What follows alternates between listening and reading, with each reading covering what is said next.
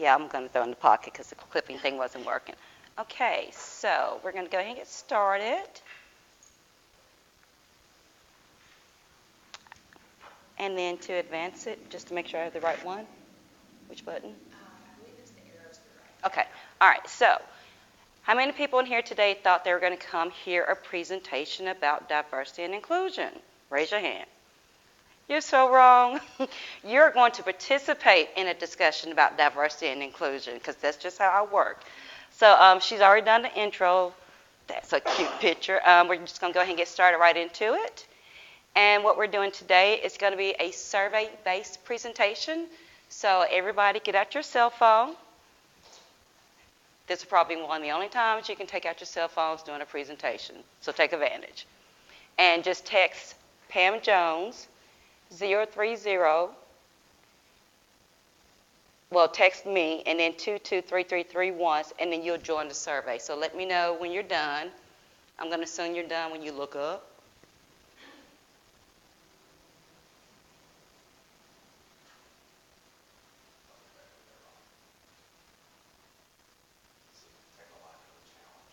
Oh, that's okay. I am too, so don't be impressed by this. Thank you, Jessica.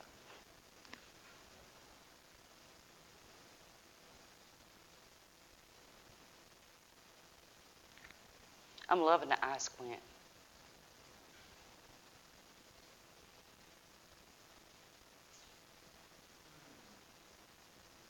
Uh-oh, what's the for? Oh, you into the link? Poll locked. Let me unlock the poll.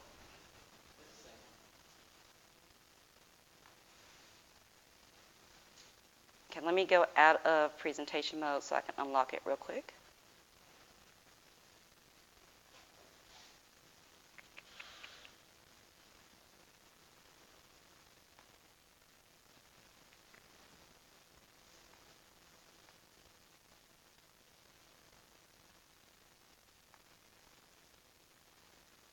Why would this not unlock?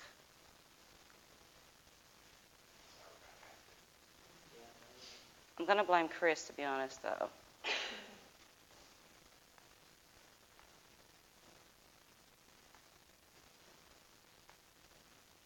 this a free tool that's out there? Mm-hmm. Why would it not unlock?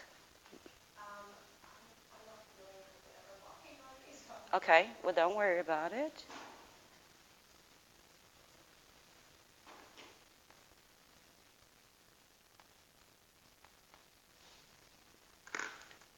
I'm going to close it and then open it back up. How about that? How about that? Hey, that's how you fix everything in life. Did you not know that? Except for marriage.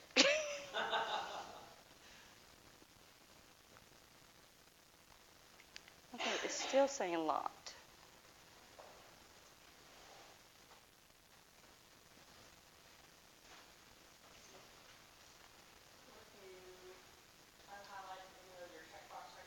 Mm-hmm. Okay. Check that one. And then edit it. Nope, that's not doing it. And I don't want to insert them again. Well, you know what we're going to do, because it's just that one that's unlocked. Let's go ahead and read through this one, and then we're going to delete it and go into the presentation. So basically, this one is asking you, which of the following individual choices summarizes your organization's focus regarding inclusiveness and diversity? And we're going to talk about one. You can only select one. So, are you here because you're primarily interested in having a more diverse staff and a board? Raise your hand. So no. You're interested in incorporating inclusiveness into all that you do, changing the way you meet your mission, your culture, and environment related to race and ethnicity. Anybody here for that reason? Thank you. Thank you, thank you. And then you're interested in improving your services, reaching out to diverse clients. Good. Let's talk about that last one, the reason why I feel like that is so important, because everybody knows the demographics that they're changing, regardless of what's going on. It's slated that by, and I don't know the year, but minorities will be the new majority. So what that means is that your client base is changing. So if you're not changing in anticipation of your client base, your business is actually being set up for failure. The other thing is that when you think about some of the missteps, I'm in marketing, so I keep up with a lot of stories about marketing. Think about some of the missteps that some of these big brands have taken over the last, I was going to say a year, but basically it's been 2 years. And just, if you could think of one brand that made a major misstep in the last 2 years, raise your hand, let me hear it. Oh, wow, okay. We'll start, Ashley. I think it was Dove. Yes. Yeah. You had your hand up? Well, any of the recent airline mishaps with passengers being escorted off, Mm-hmm. various incidents. Exactly. That's what I thought. Okay. That monkey t-shirt. Yes, H&M, exactly. I didn't raise my hand. I couldn't think of anything that quickly. You're forgiven, you're forgiven. Okay. I turned him off and on again. Now he's still. I'm still trying to figure out how to sign in. Okay. And you? H&M was a pretty. Okay. Majority of the companies. Did you say majority of the company? I think they make mistakes. Sadly, I think you're exactly right, though. Anybody else? Yes, that was the big one.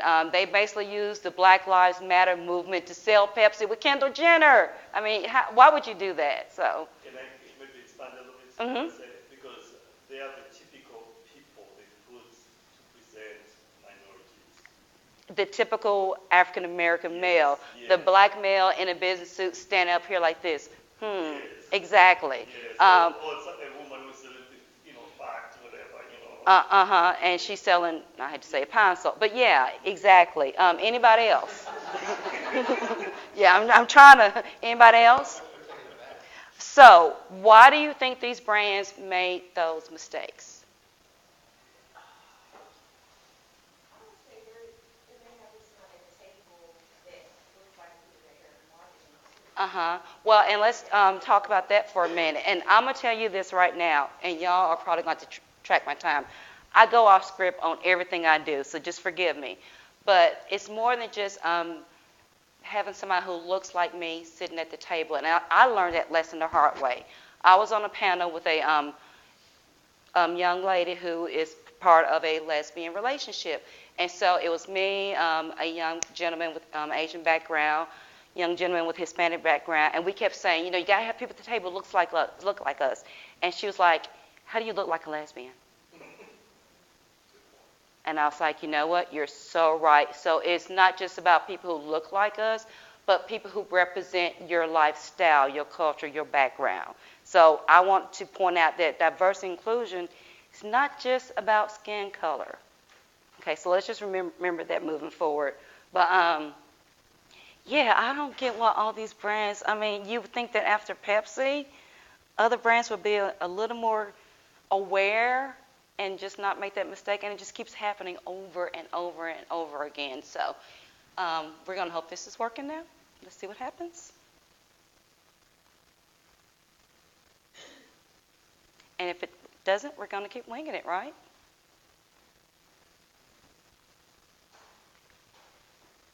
Did we get one that's working?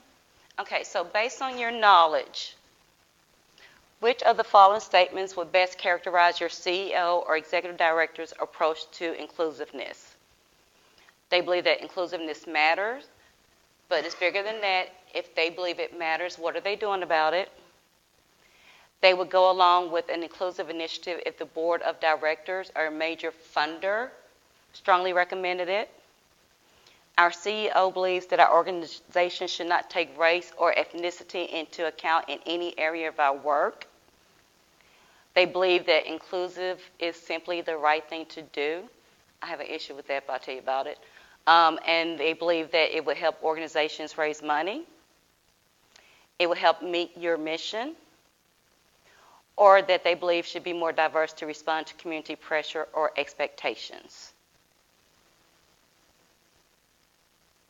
So we're not really taking a survey here, are we? Okay, are you? Where are you? Okay, look at you.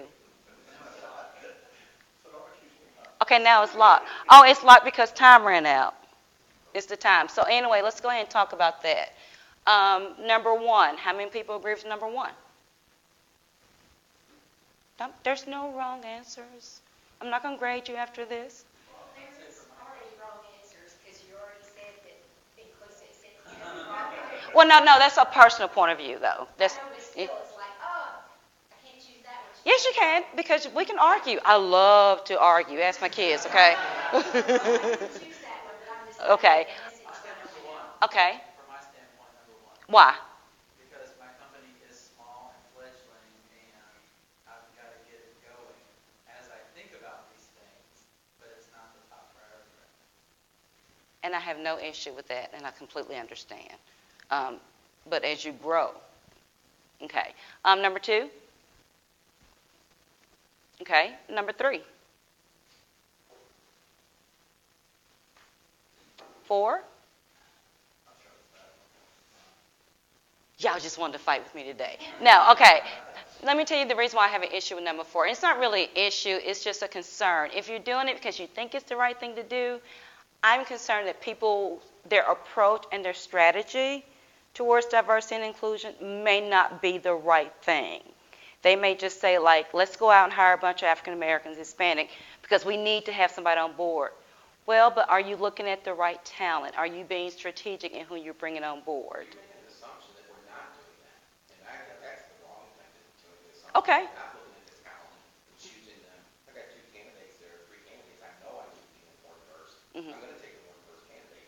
If someone is more talented, non-qualified, Mhm. in this case, I'm going to choose that. I'm going to choose the best person, but I'm going to look at diversity as one thing to do Okay. to help my organization make more money.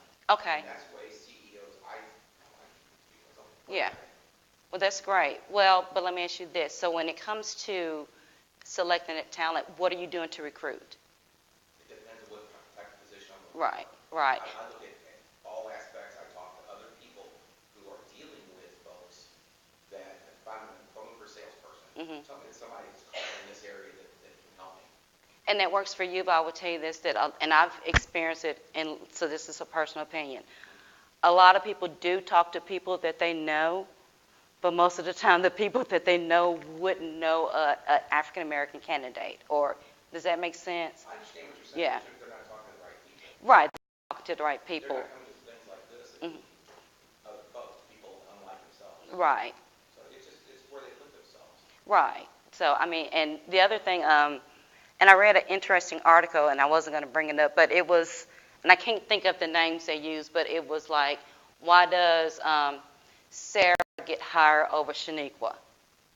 And it talks about how a lot of times we are unaware of us being biased, but when you see somebody's resume, you can easily, like, throw them out of the pile, just not even aware that you're doing it based on either names or organizations that they're a member of. So that's one thing that's a bigger discussion, but that unconscious bias that a lot of us bring to the table, including African Americans, that we're unaware of. So, but kudos to you for for doing the right thing. So anybody else? But I do want to emphasize that when you're recruiting, look at other options. I mean, one thing I always tell people is that I've discovered that for almost every organization, there's like the African American or the Hispanic organization. So if you're looking to hire an engineer, there's like the Arkansas Black Engineers Association. So there are those opportunities to try to find diverse talent. We just got to figure out how to do it and just be aware that we're doing it. A lot of times, a lot of this is just consciousness and being aware and taking that extra step to make sure you're doing it. Let's see. Anybody else on the other two? Yes, ma'am. Next to the last.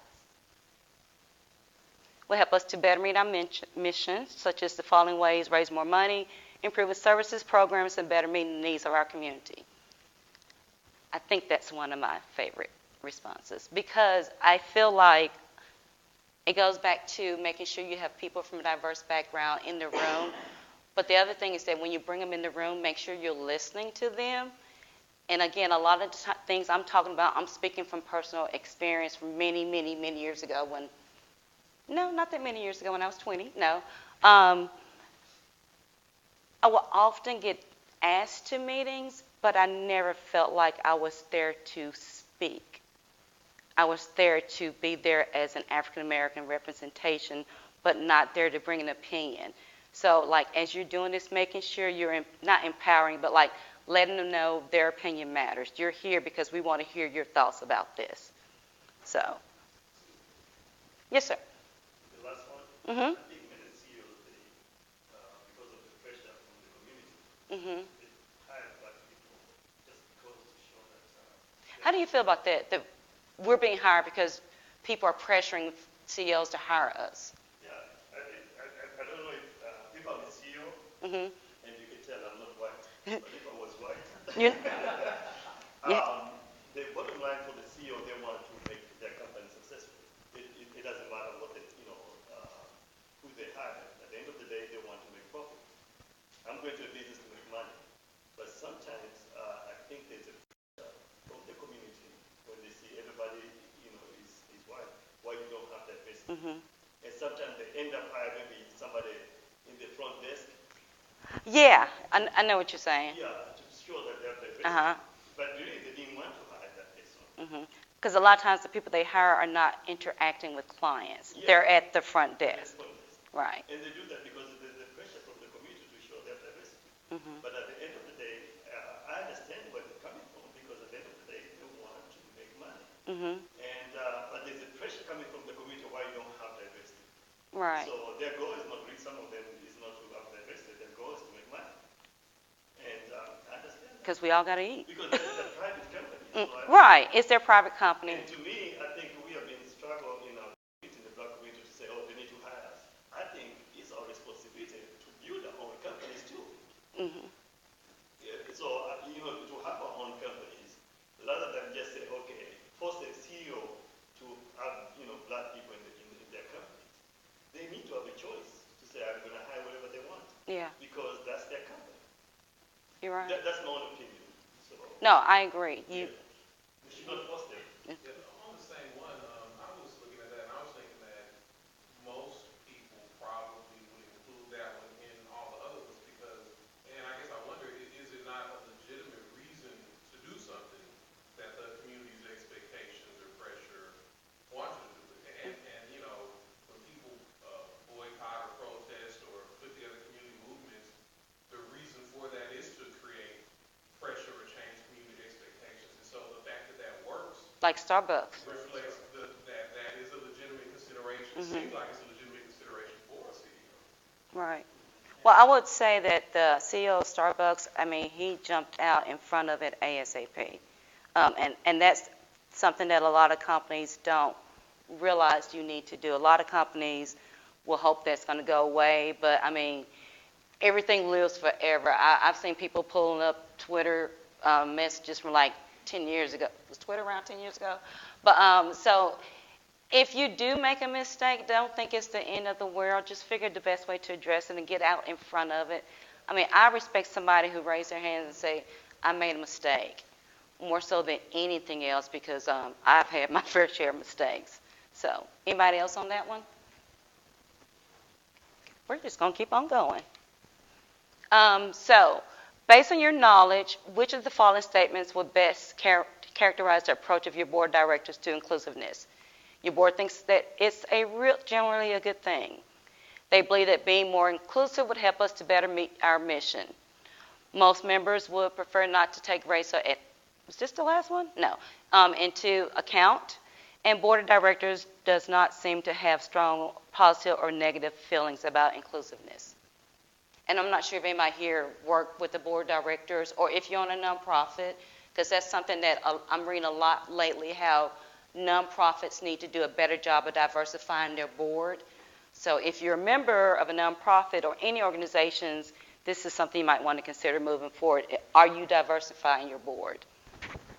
So, I mean, is anybody here for any of those reasons, or you're just here because you didn't want to be at work first thing in the AM? I want to comment that one. Again, go back to where the community pressure the organization to have, let's say, blacks in the organization. Here in this city, you find that most of the people who are in the board of non-profit organization,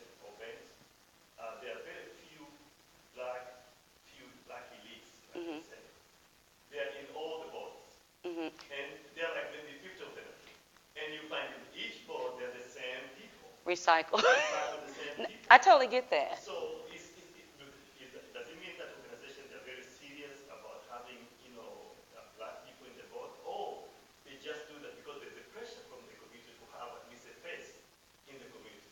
I don't want to give an example. I know this gentleman. He's like in the 10. I know who you're talking about.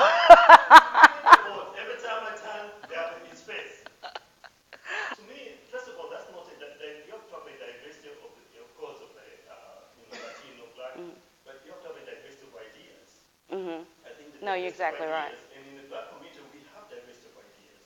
So that person is representing us everywhere. Mm-hmm. That means those boys, they are not serious. And this person's probably tapped out of ideas by now. Yeah. So if they are serious about inclusive, Mm-hmm. they need to tap in this pool of all, black community or Latinos in that matter, or women, to make sure that we don't recycle the same person everywhere. So I think, again, we go back to the pressure from the community pressure them, and then they decide, okay, we're going to pick two people, and then we're going to recycle everywhere. Right. To show that we have diversity. But does it mean they're serious about diversity? Because if you're serious about diversity, then you have to find the right people in the community.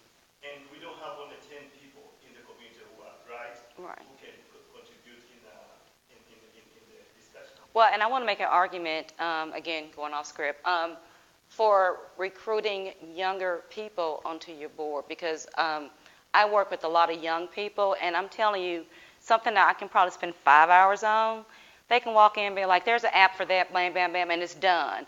So, and they're very creative. I mean, I don't know if you've noticed that creativity is a big thing these days. I always tell people I wish I'd been born like 10 years earlier to have gotten into the tech later, to have gotten into the tech world, into that whole creativity thing. My youngest son is very creative. My oldest son, who's not in like advertising marketing, he has what I call an eye. So I do always make an argument for bringing in younger people as well at different stages, particularly on a board for a nonprofit. I mean, you never know. They may come up with the next greatest, best fundraiser for you. So always remember that. So. Yeah, you have to have people who will continue to fill that board after all of the older generation move on to other things. Exactly. We talk about, I think that's one of those things. I'm not I'm so glad you two like each other. Yeah, I saw this in the military. They would, it's like, we will only hire people with security clearances. Well, no, we won't get you into security clearances. Well, you're going to run out of people that have security clearances before long. You have to bring in younger people, and there seems to be, in the older part of my generation and the older generation than me, there seems to be that, we're holding on to everything. We can't let go of it. So I think that diversity is part of it too, and the fact that you do have a lot more similarity when you get to those older folks on boards, and they kind of all see the world the same way. As you do get to the younger generations, you have different views in different pockets of the community. You do have a lot more of really what the diversity is trying to get, is those different views and experiences. Which really, that's what diversity is all about.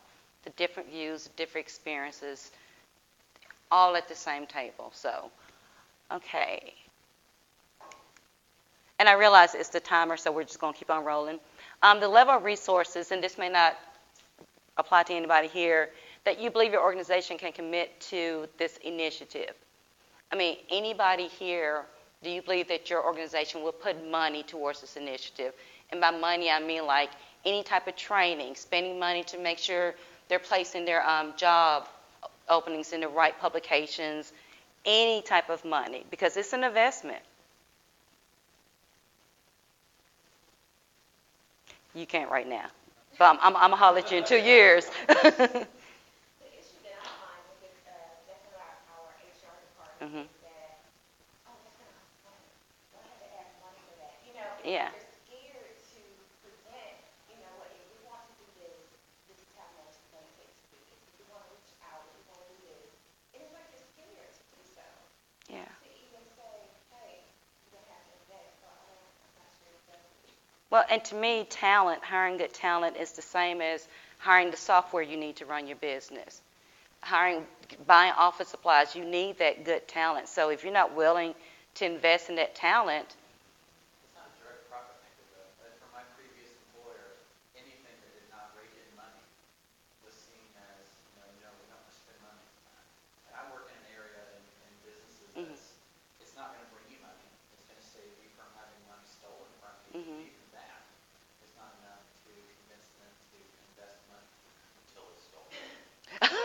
Until it's stolen, right. Until it's stolen, the federal government says we're going to shut you down. Then they'll invest money. We'll buy more insurance. But the companies, are they looking at short-term profits when they say that? You know, if you really want to be sustainable to the 10 to the 15 years out, that's where you're That's investing. just a Yeah. business, though. It's like 3 months, 6 months down the road. That's like a rule in the MBAs. Right. Well, because you got to look at longevity and retention. I mean, if you bring somebody in at a relatively young age or diverse talent and they're growing and they're helping your business grow, I mean, I'm just like you, a small business. I have to make decisions on when I need to bring somebody in. I'm looking at it from a larger company standpoint. I'll tell you, in my career field, there's no thought about longevity. It's like, we're not going to train you anything. We just want you to come in, and we want you to be perfect from day one. We don't want to invest in you in any way, shape, or form. If you're tired of working here, then leave. We don't care. Ooh, okay. It's pretty terrible. Glad I didn't get into that industry. Gosh. So, what do you think your organization be willing to do to engage in for an inclusive initiative? Undergo the training, complete an organizational assessment, or I'll say it's just two: undergo the training or complete an assessment. An assessment is basically taking a look at what you're doing to make sure that everybody who's on staff right now feel like they're part of the team, and also what you're doing as far to recruit talent. You don't have none of the above. Okay. So none of the above? Go back to the previous one, not available. Okay. And like I said, trust me, I get the whole money issue. Trust me on that. Okay. Number one, but I don't know the history if we had the assessment. I don't know if that was there. Okay. Okay. Anybody else? So, is the organization in general and at the leadership level diverse? So, where you work, do you consider your organization to be diverse?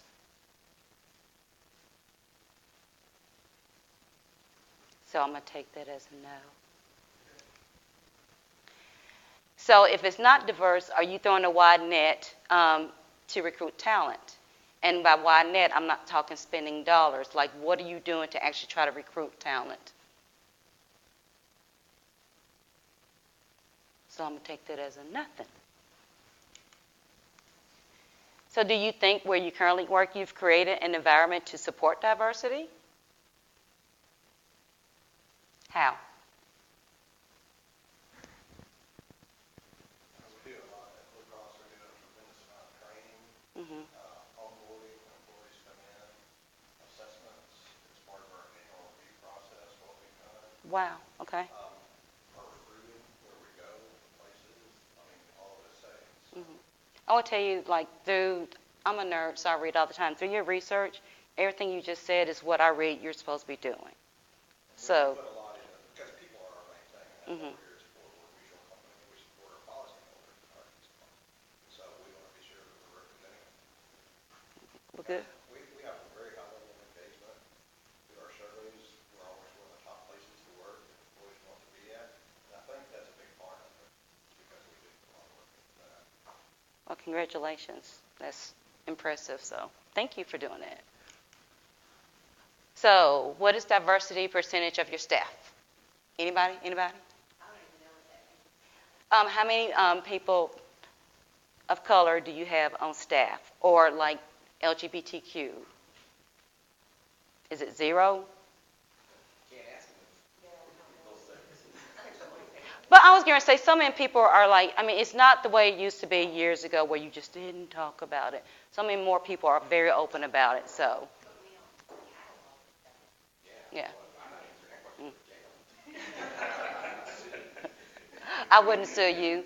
Well, There's age diversity too. yeah. And she has a good point, age diversity as well. So, you two stop it. They cannot sit by each other anymore. You know what age it's at? You know how old the person starts or age discrimination? 40. Really? We fall in the same category. Yeah. Wow. When I was at Bank of America, it was horrible. If I was interviewing somebody who was 40, I didn't give them special consideration. Wow. Well, and I know I'm hearing a lot now about some companies who are letting older people go and hiring younger talent at a much lower cost. Oh, that's going on here. Yeah, that's one of those things that's big in my career field. It's like, let's outsource to another country where we can pay somebody $8,000 a year instead of paying somebody 100,000 a year. And it ends up coming back and biting them in the butt all the time. I would think But so. they continue to do it because it's that, I only see 3 months or 6 months in the future, and I'm just looking at profit. What can I do in the next 6 months? They don't think about the long term. But basically, I lost my window to sue somebody for age discrimination. So when I went out on my own, I should just stay somewhere and sue somebody. Oh, I had a triple whammy, I guess. That's America. Hey, don't judge me. Okay, so let's talk about definitions of diversity and inclusion. Okay, so diversity is differences such as race, gender, work, educational background, sexual orientation, learning styles, personal beliefs, age, blah, blah, blah, blah, blah. Inclusion is creating an environment where everyone feels appreciated, valued, and welcome. It's where you're valuing every individual. And the reason why I wanted to put that up there, because I just see so many people confusing the two. They're thinking just diversity and inclusion, so it's about color or lifestyle, whatever. There's a difference. Diversity is basically our lifestyle. Inclusion is making those people who don't look, act, or live like you feel welcome as part of your organization. Now, I saw an acronym, it was DEI. What's the E for? Diversity, Oh.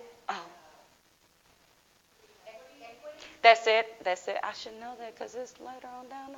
Okay. And this is the thing that I've experienced, that when somebody's talking about diversity and inclusion, how they're into it, this is the message I see a lot. That people feel like if you talk like us, you walk like us, dress, this is basically called cultural appropriation, act like us, then you can be one of us. And I've seen a lot of people, when they're bringing people to the table, who say, well, he may not be an African American, but, he's kind of like that young, hip kid, so he brings some of that to the table. I was listening to NPR, and the young ladies that were on there, she said, I have to, if I know about some of their culture or whatever, then I feel included. If I know some of the songs or any of the music, then I feel more included. I have to almost put away the things that she's really interested in so she can have a conversation. She's African American, and I guess most of it is maybe in technology or something. Mm-hmm. So she felt like she had to be knowledgeable of other culture, To be able to participate and to actually be able to sit down at the table. Yeah. Right. But and I've seen that a lot of people being in marketing. Folks like, well, he's a young hip kid. He's got tattoos. So it's like he can bring a lot to the table concerning this. That's a true story, y'all. That's not diversity. That's certainly not inclusion. Diversity requires the sharing of power, resources, and opportunities. So let's say you do decide to recruit and bring some people on staff. Are you giving them the tools and resources they need to be successful? Because from a lifestyle point of view, we may not have had all the same opportunities as you. So yes, sometimes there may be an extra step you have to take. But if you're not opening up the door to those tools and resources, you're doing yourself and the person you brought on board a disservice. Exactly what I just said. So, that's not a good screen. Okay, diversity is about people. Inclusive is about processes, and equity is about inclusion plus fairness. And a lot of people get that confused with affirmative action, act, whatever. It's not the same thing. Diversity is multifaceted, and as we've been talking about, these are the different things that make you diverse. And I want to point out where it's got skills and expertise and professional career role. And we also have age up there. So it's not just about the color of somebody's skin. It's all these things. And so as you're moving forward to bring on diversity, recruiting, retaining, and promoting diverse employees are critical to a corporation's success in this evolving marketplace. These efforts must be carefully planned, neutered, and measured to ensure success. So if you're going to invest all this time, if not money, into this, make sure you have a way to measure if you're successful or if there's a return on investment, because your time is money. Am I doing on time? Okay. Okay, so this is kind of like a little flow chart that I did to just kind of like explain the differences. Diversity is based off the similarities and differences that make each individual unique. Disparities is the differences in the incidents, how you were brought up, raised, whatever. Inclusion is the ability of diverse people to raise their perspectives authentically, and for those voices to matter. I'm real big on that, and affect decisions. Cultural competence is capacity of organization to provide quality, culturally sensitive services to diverse populations. I think we kind of covered that when we talked about all the missteps the big brands have been taking. And then management-driven diversity, leadership-driven systems approach that promotes diversity and inclusion. So that starts at a management level, basically. So the business case, here's the business case for doing diversity. Employees must reflect the changing demographics to meet the needs and expectations of the current economy. Establishing a diverse, talented, and motivated workforce increases your ability to develop innovative solutions by embracing diversity of thoughts, opinions, backgrounds, and styles. So basically, if you're wondering if you even should have the diversity discussion, these are the reasons why. This is your case for doing it in your business. And you needed to compete in an ever-changing marketplace. A diverse workplace force will position you for future opportunities. And we're going to go ahead and go to that because there's a slide I want to get to. So individual strategies for dealing with diversity.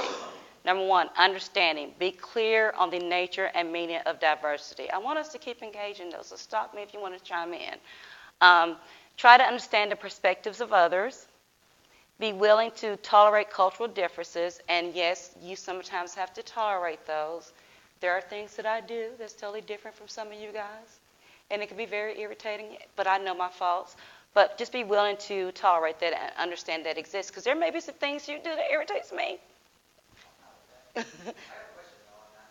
So when we talk about that, how far does that go? I mean, if you're trying to work in an environment where your customers I get that. Yeah, keep going. are, I mean, I think like the whole tattoo thing. Mm-hmm. If you're primarily serving, a bunch of Southern Baptist churches, and you're bringing in, say, I bring in a bunch of people to do IT, and they're, purple mohawks and tattoos all up and down their arms.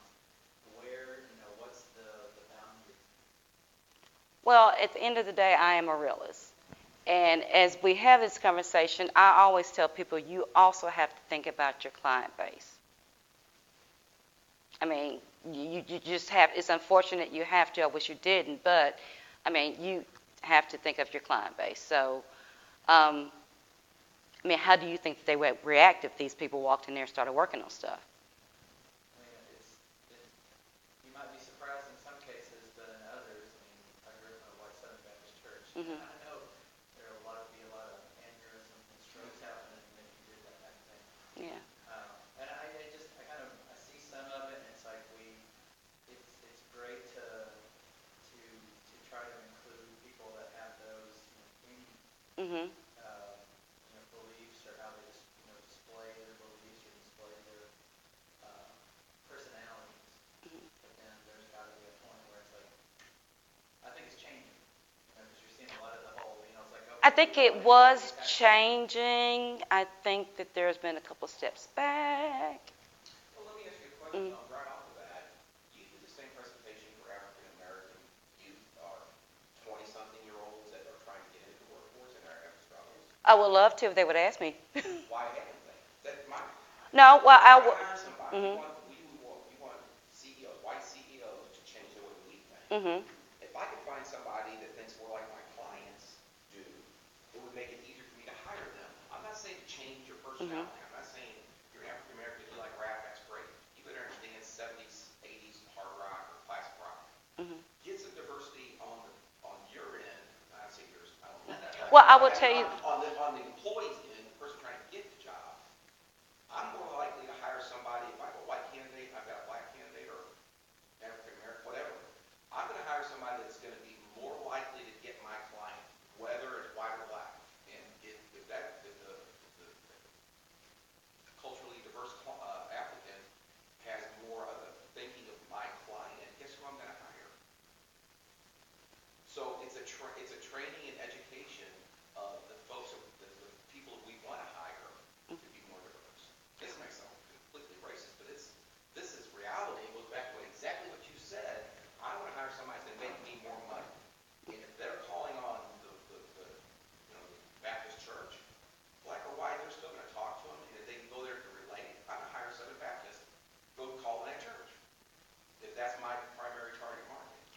I will say this, I get what you're saying, and you're saying, like, why haven't they called to, I don't know if I would have been thinking that way when I was 20, but I will say that to me, the bigger picture is the need for mentoring, not a 30-minute presentation. There's a strong need for mentoring. And Every one of those kids you want to talk to, they should be every one of these meetings every. If they're looking for a job, they should be every week. They should be here meeting different people. how do they know about them? That's tell us how do we go out there and tell them? I mean, I know these two do an awesome job Mm-hmm. of getting the word out there, but unless we have leaders like yourselves Mm-hmm. telling people. Well, and I will say this: here's the issue is that you got somebody like me, and you may not believe this, I genuinely care about this. I'm about to get emotional. I want to mentor young people. I started an apprenticeship program with a scholarship for a young lady going to APB. But I'm a very, very, very small agency. The bigger ones, they don't care. And I'm like, how am I feeling more accountable having been in business for 3 years, and I'm already after 3 years giving out a $1,000 scholarship? Somebody has got to take the charge, and somebody who has more resources than I do. Oh Lord, I ain't got time. No, but we never said a name. We never said a name. Oh my God.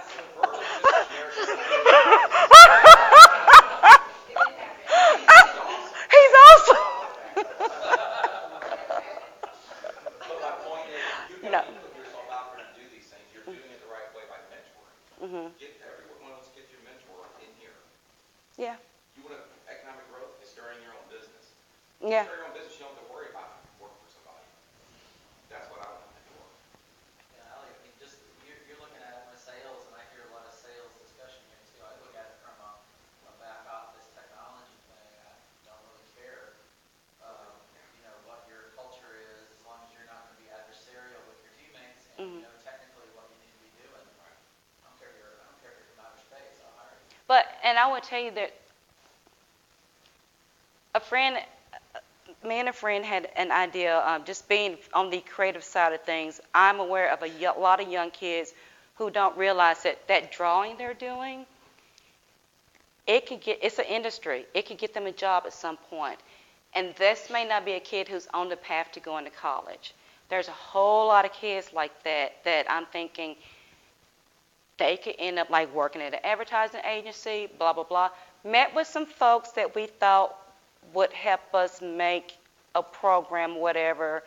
And I was really surprised that this person only wanted to talk about programs for their under students. Like, what can we do for, and I was like, I am more concerned about reaching out to at-risk students. And they just didn't want to hear, and that really surprised me because I thought that this person could have used this as a PR initiative to change the image and perception they currently have across Little Rock. Well, you're digging in there to the kind of to the ill-fitting general primary and secondary education program that we continue to drag on in our culture of sitting in a classroom and reading terrible books and doing all that kind of stuff. I mean, John can tell you that it was just there's so much worthless in that from my own experience, and I'm sure that's not every day. Can I just say I'm still a little shook that he actually said the name no. I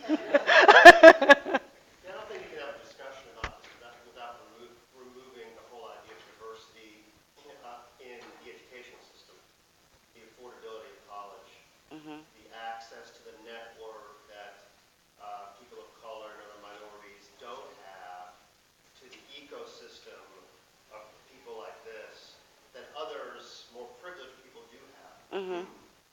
So I think you have to, we're talking about diversity in the workplace, and that's fantastic, and I love this topic. But I think it goes, the root is It's so, yeah. that's the real problem lies, I think, is how we bring a diverse people into this ecosystem in these rooms and into our companies. And that goes back to everything from the economic status of the families that these kids are growing up into, where they get accepted to colleges, to the friends and family and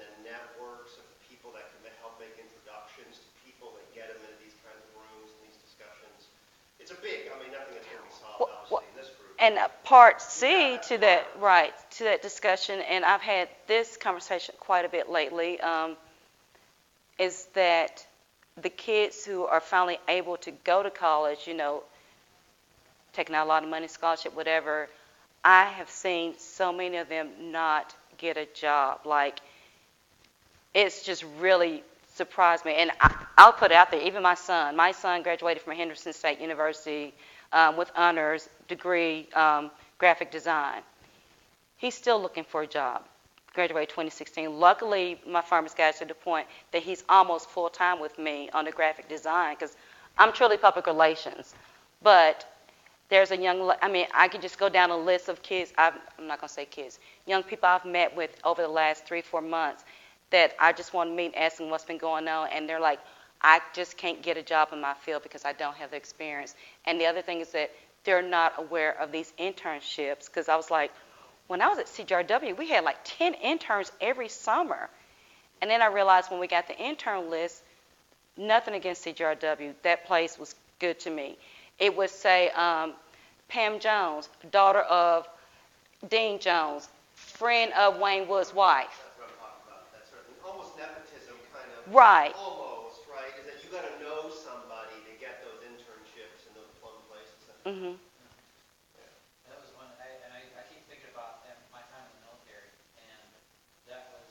I just went way off base, didn't I? It's okay. We have about 2 minutes. Okay. But you're talking about the diversity and everything. There's a lot of it there. There's pictures in our personnel files. When you're promoting someone, you don't see what they look like, and a lot of times you don't even see the name. You see what they've done in their career and how well the boss has written about them.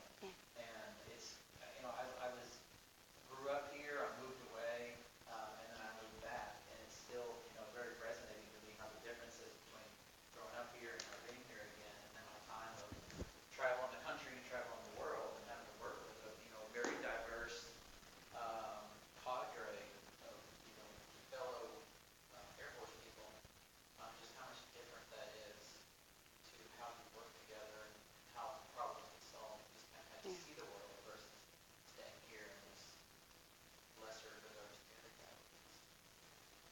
Well, I want to tell everybody how much I appreciate open dialogue and honesty, because you made a comment, you said this may sound very racist, but those are the tough conversations we've got to have if we're going to move forward. So, and we'll probably sit down one day, agree on everything, and then another day disagree on everything, and then we'll move forward and make some stuff happen. So, anyway, I only got through I think a third of my slides, but thank you very much for even listening. I appreciate it. Sorry I got off topic.